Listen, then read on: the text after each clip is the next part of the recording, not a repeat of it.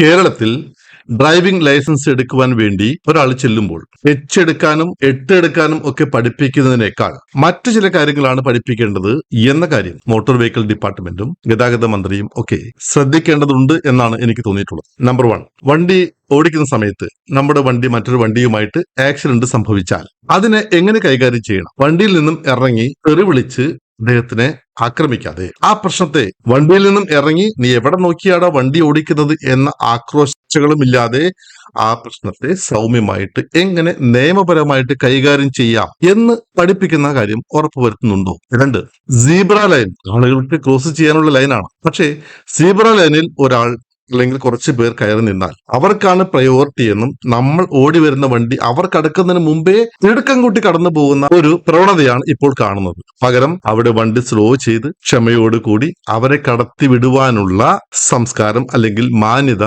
ഉള്ള വ്യക്തിക്കാണോ നമ്മൾ ലൈസൻസ് കൊടുക്കുന്നത് എന്ന് ഉറപ്പുവരുത്തുന്നുണ്ടോ? 3, നമ്മുടെ വണ്ടിയെ മറ്റൊരു വണ്ടി ഓവർടേക്ക് ചെയ്യുമ്പോൾ എന്തിനാണ് നമുക്ക് ഈഗോ വരുന്നത്?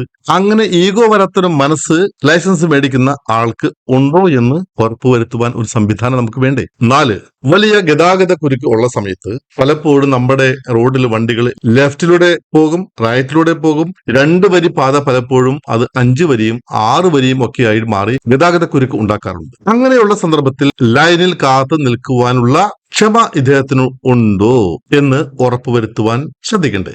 5, ചിലപ്പോൾ ഇടവഴികളിൽ പല വണ്ടികളും കാത്തു നിൽക്കും. മെയിൻ റോഡിലുള്ള പോകുന്ന വണ്ടികൾ ഇവർ കയറുന്നതിന് മുമ്പേ തിടുക്കം കൂട്ടി പോകാനുള്ള പ്രവണതയാണ് കാണിക്കുന്നത്. ഒന്ന് സ്ലോ ചെയ്ത് ആ വണ്ടികൾക്കും ഇടവഴിയിൽ ഒരുപക്ഷെ കുറെ സമയമായി കാത്തു നിൽക്കുന്ന വണ്ടികൾക്ക് ഒന്ന് കടത്തി വിടുവാനായിട്ടുള്ള ഒരു മനസ്സ് കാണിക്കുവാനുള്ള കഴിവ് ഈ വ്യക്തിക്കുണ്ടോ? 6, നമുക്ക് സൈഡ് തരികയോ നമുക്ക് വേണ്ടി ഒന്ന് വണ്ടി സ്ലോ ചെയ്ത് കടന്നു പോകുവാനുള്ള സൗകര്യം ഉണ്ടാക്കുകയോ പല രീതിയിലും നമ്മൾ സഹായിക്കുന്ന ഡ്രൈവർമാരെ കാണാറുണ്ട്. അങ്ങനെ അവർ നമ്മളെ സഹായിക്കുമ്പോൾ ഒന്ന് കൈ ഉയർത്തിയിട്ട് ഒരു മന്ദസ്മിതം കാണിച്ച് താങ്ക് യു എന്ന് പറയുവാനുള്ള ഒരു സംസ്കാരം ഈ വ്യക്തിക്കുണ്ടോ? പ്രിയപ്പെട്ടവരെ, നമുക്ക് റോഡിൽ വേണ്ടത് എടുക്കാനും കഴിവുള്ള ഡ്രൈവർമാരെയല്ല, വഴിയിൽ മാന്യത കാണിക്കുന്ന ആളുകളെയാണ് നമുക്ക് ആവശ്യം. പക്ഷെ നിർഭാഗ്യവശാൽ ആ മാന്യത എങ്ങനെ ടെസ്റ്റ് ചെയ്യും എന്ന് അറിയില്ല. എന്തായാലും മോട്ടോർ വെഹിക്കിൾ ഡിപ്പാർട്ട്മെന്റും ഗതാഗത മന്ത്രിയും ഒക്കെ പോസിറ്റീവായി ചിന്തിക്കുമെന്നും ഈ ഒരു വീക്ഷണകോണിലൂടെ റോഡിൽ ആക്രോശങ്ങളും തെറിവിളികളും ഒഴിവാക്കി മാന്യമായി ഡ്രൈവിംഗ് നടത്തുന്ന ഒരു സംസ്കാരം